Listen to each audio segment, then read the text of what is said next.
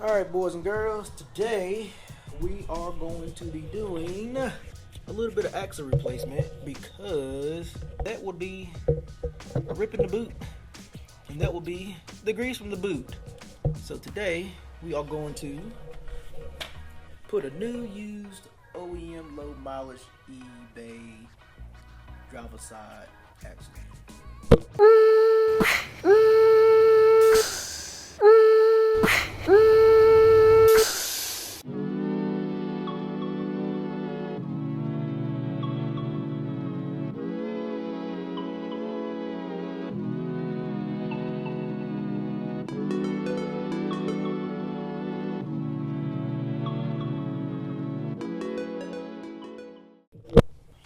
So the first thing that I'm going to do is I'm going to take off the caliper and the rotor, and then we're going to make way to bust off this center nut. So this is a 32 millimeter, so we're going to see if we can bust the joker off.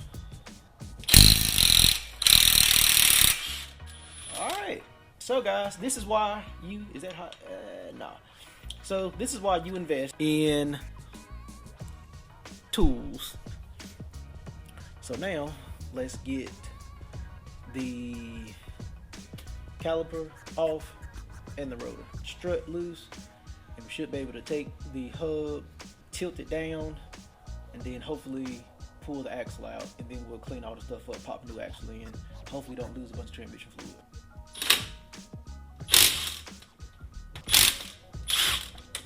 And the caliper bolts, they are a 14 millimeter. So before we take the caliper off, you have a line right here. You want to take this and just pop this little bracket out to release the line from the strut to give you a little bit of extra room. Now you can take like a bucket or a box or something to sit the caliper on, because when you take this line loose, it may be long enough to sit on the ground. I don't know, can't remember. No, it's not. You don't want to let it sit and droop because you don't want the line to collapse internally. So what I normally do is that I'll just take a zip tie and just run it through the top mount hole and just zip tie it. Works for me. Alright, and there we go. And then these bolts is going to be a 17 mil. I'm just going to zip off that bolt and that bolt, and that will pull this bracket off that holds the brake pads.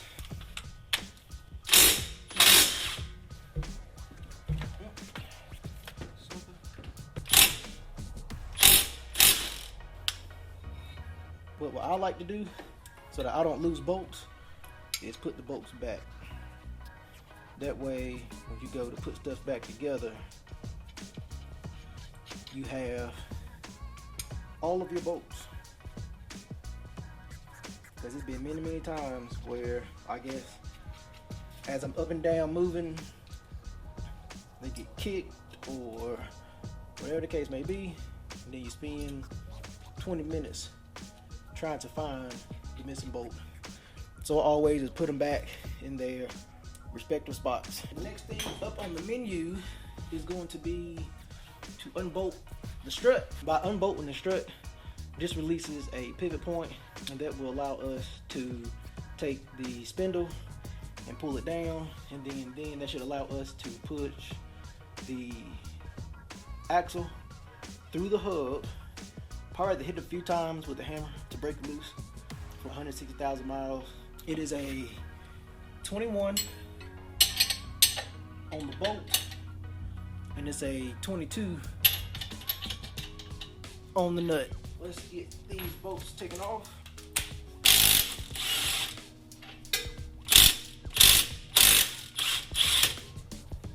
Before I knock these bolts out and pivot and spindle down, I'm going to disconnect my wheel sensor wire. I think that's the only one that crosses over from the strut. I've finagled the clip, so mine is actually zip tied.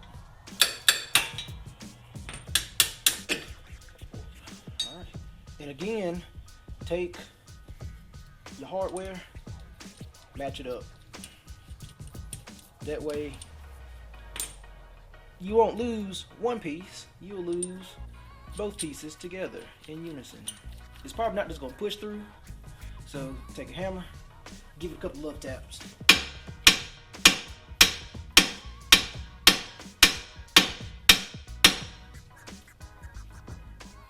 Alright, give it a whole lot of love taps, I guess. You motherfucker. I thought it was gonna be a couple of love taps, but I guess what love got to do with it.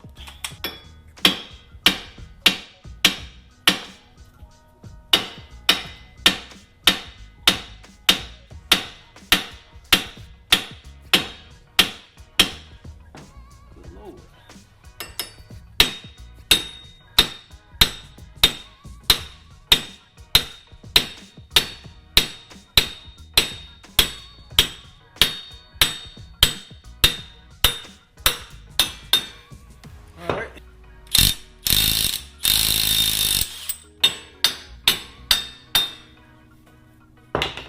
So there's another connection for the Wilson's wire on the back of the strip. So remember to take that loose as well. Alright, let me see what's gonna be the best spot for this axle. So we have the axle out of the hub. Now, hopefully it comes out of the transmission halfway decent, easier than what it came out of the hub.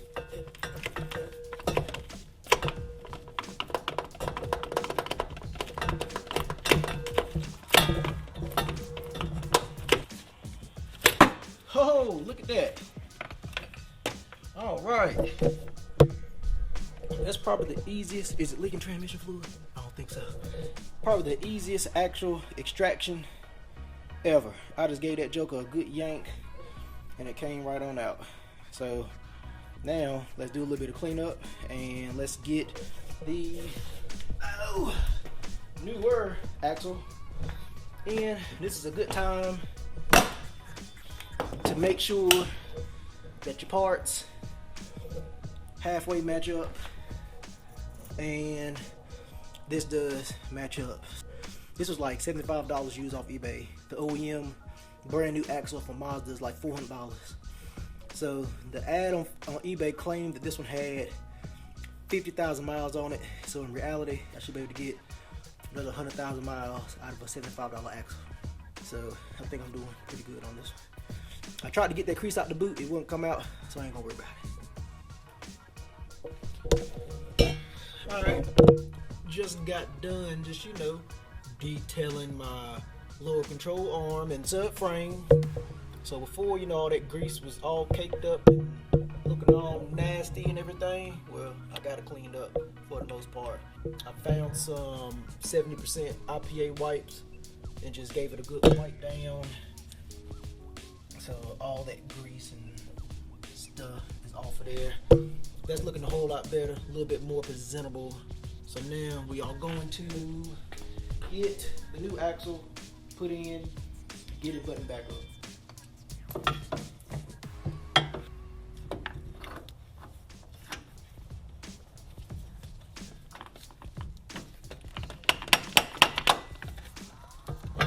Axle is fully seated into the transmission, and now we're just going to buckle up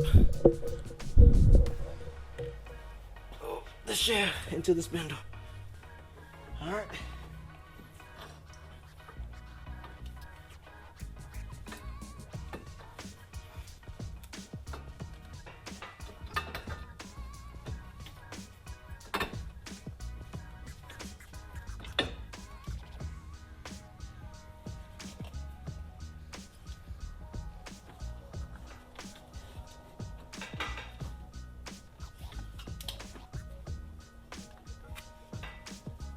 There we go.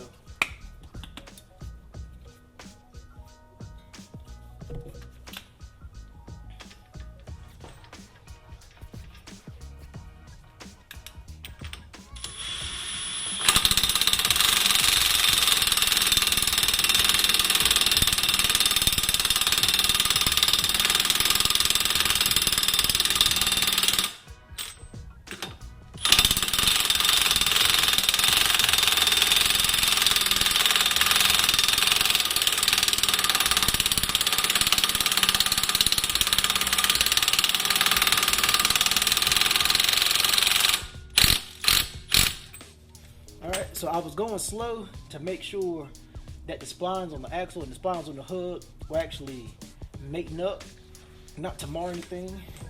I feel like I have a good connection. Everything is lined up, so I'm gonna put it on 1, which I think maxes out at like 100 and like mid 100s foot-pounds of torque.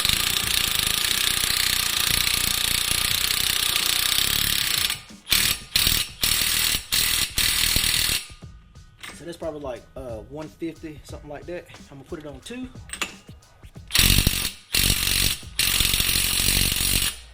I'm just gonna give it a quick rap on 3. Just gonna give it a pop pop. Cause I don't want to put it on too tight, cause then I can't get it back off. But it came off no problem on setting 3, so I don't want to kill myself in the future trying to get this off. And there it is. So that's how you do a axle replacement.